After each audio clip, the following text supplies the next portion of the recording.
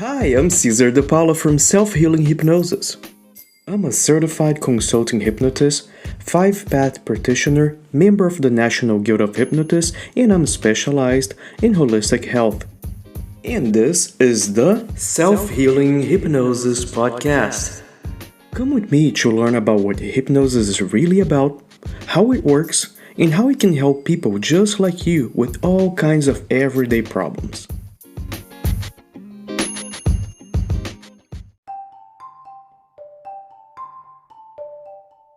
Hi, friend, and welcome back to our podcast. And today we are going to be talking about what is hypnosis? What is hypnosis after all, right? If you look up in a dictionary, you should find the following definition for hypnosis. According to the Merriam-Webster dictionary, hypnosis is a trance-like state that resembles sleep but is induced by a person whose suggestions are readily accepted by the subject. Also, the same dictionary says that hypnosis is any of various conditions that resemble sleep. Now, I want you to remember this. Hypnosis is not sleep. We'll talk about that later. Here's another definition that you can find on Oxford Languages in Google Dictionary. Hypnosis is the induction of a state of consciousness in which a person apparently loses the power of voluntary action and is highly responsive to suggestion or direction. Now, keep in mind that we're going to be talking about hypnotherapy today, not stage hypnosis. We'll go back to this again later. So this is going to make more sense later, and I'm just going through these definitions to show to you why there's so much confusion about hypnosis. Now, hypnosis under the Google and Oxford Languages Dictionary as well, it's used in therapy typically to recover suppressed memories or to allow modification of behavior by suggestion. It has been revived, but is still controversial. Now, why is it controversial? One of the main reasons why it's controversial is because we know that hypnosis works. You can even measure your brain and see brain waves that are present in your brain, showing that when it's happening, we are accessing the subconscious mind, and you can prove that. However, how that works, that's the big question. Nobody really knows. Even with all the advances in science, that there were studies done on it. We know that it has good effects when it's used on hypnotherapy. However, how it really works in the brain, we do not know yet. Other definitions of hypnosis that you can easily find online are: hypnosis is a human condition involving focused attention, reduced peripheral awareness, and an enhanced capacity to respond to suggestion. Now, this is very important because hypnotherapy works with suggestion, right? So that's why it's so important for you to work with somebody that is well trained so they can use suggestions that you agree with to make changes to your subconscious mind. Now, there are competing theories explaining hypnosis and related phenomena. Altered state theories see hypnosis as an altered state of mind or trance marked by a level of awareness different from the ordinary state of consciousness. Now, it's kind of funny as well because altered state of mind itself is a controversial thing, because the question is, what is really a normal state of mind, right? So that's also problematic. But let's take in consideration your normal state of mind is when you're conscious, when you're walking around, talking with people, doing what you have to do to survive, right? So that's where we're going to just consider using your conscious mind, different the subconscious mind that you can actually access when you're under hypnosis. In contrast, non-state theories see hypnosis as variously a type of placebo effect and a redefinition of the interaction with a therapist, or a form of imaginative role enactment. And I can see how you could possibly see in certain stages why you can call imaginative role enactment, because in certain cases you actually do that with hypnotherapy. Say If you want to imagine a possible positive future, you do have to use the power of your imagination to get there, right? So then you can see yourself at that point, and therefore you can use suggestions to make those changes if you agree, you as a client with your hypnotherapist. During hypnosis, a person is said to have high focus and concentration and an increased response to suggestions. And this is correct, and I stand with this as well. We'll talk about that later as well. So just be patient and hang here with me, and we're going to get right there to that point. Now, still with the Oxford Languages and Google definition, hypnosis usually begins with a hypnotic induction involving a series of preliminary instructions and suggestions, which is very important because you do, as a client, you have to follow instructions from your hypnotist to actually get there, which the hypnotist, of course, knows the technique and knows how to get you under the hypnotic state, which is very important. The use of hypnosis for therapeutic purposes is referred as hypnotherapy, while its use as a form of entertainment for an audience, it's known as stage hypnosis, which is very important because it's not the same thing. So we separate right here at this moment hypnotherapy from stage hypnosis as two different things, which stage hypnosis is a form of mentalism, which we are not going to cover here, at least not today. Hypnosis for pain management is likely to decrease acute and chronic pain in most individuals. Hypnosis-based therapies for management of irritable bowel syndrome and menopause is supported by evidence. So, by scientific studies, it's proven to actually work. There are some other controversial things, such as for certain treatments for smoking cessation that can really work for some people it doesn't. Now, this is another reason why it's so important that to remind you that the title of this show is Self-Healing Hypnosis. The reason why is because it depends as well on the client while going through hypnosis to do work. So you can go with the therapist as a guide into your subconscious mind to add suggestions, change certain ideas that were not helping you, that maybe were helping you in the past but not anymore, to go to a different new version of yourself.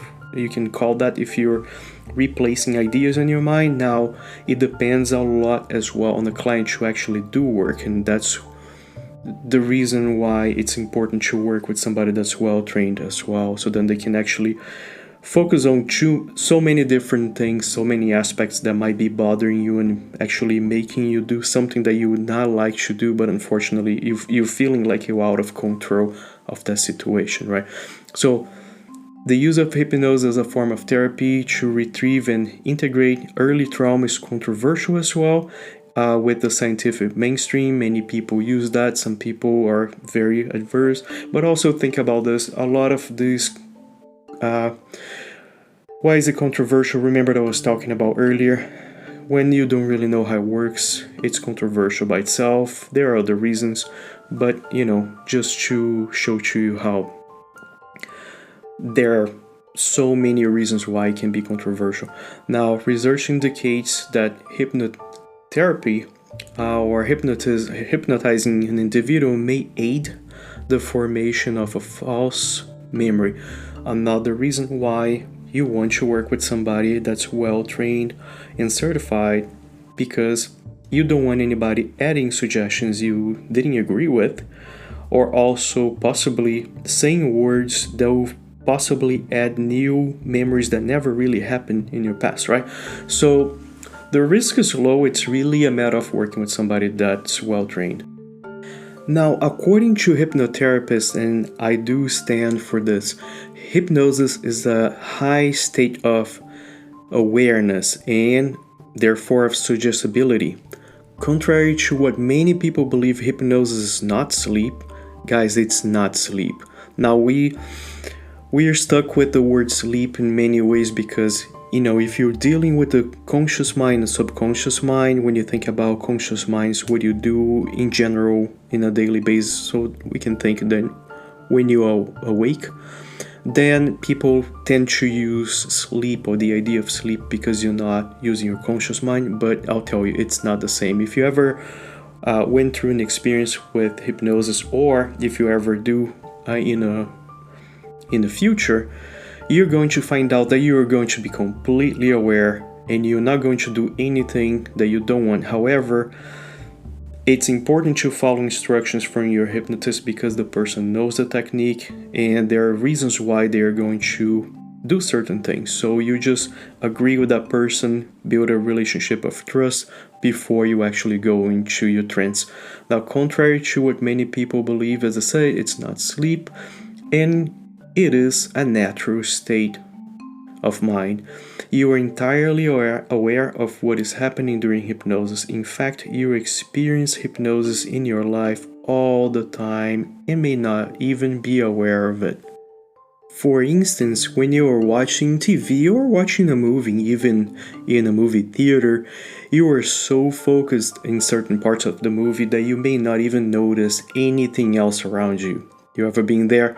So if somebody walks into the room and speaks to you, you may not even be aware of the interaction, not even remember in the future, because you're so focused on the movie plot, right? Now, a similar situation may happen with you if you're reading a book or listening to audiobook or even this podcast. Somebody might walk into the room, talk with you, and you say, yeah, and then not even pay attention. Later, that person mentions you that interaction and you may not even remember that it happened because you're so focused on whatever it is. Specifically, if the person's bringing some other different subject that has nothing to do with what you're doing. Sometimes it happens when you're driving. You may get from point A to point B almost in the what we call automatic pilot mode, right? You're driving there and you don't even remember anything about the events that happened during your trip. All you know is that you arrived at your destiny safe and secure. That, in fact, is called highway hypnosis. Now, highway hypnosis, also known as white line fever, is an altered mental state in which a person can drive a car, truck, or other automobile great distances, responding to external events in the expected safe and correct manner with no recollection of having consciously done so. In this state, the driver's conscious mind is apparently fully focused elsewhere while seemingly still processing the information needed to drive safely. So therefore, I was talking about being on automatic pilot mode, right? Highway hypnosis is a manifestation of the common process of automaticity, now, which is another conversation altogether, right? Now, all those examples are here to expose you to the concept that hypnosis is, in fact, a natural state of mind. Now, for the hypnotherapists out there, including myself, hypnosis is a technique to access information from your subconscious mind that is not easy to access without a method. The hypnotists use a technique to guide you through your subconscious mind to find the information you need or achieve personal goals.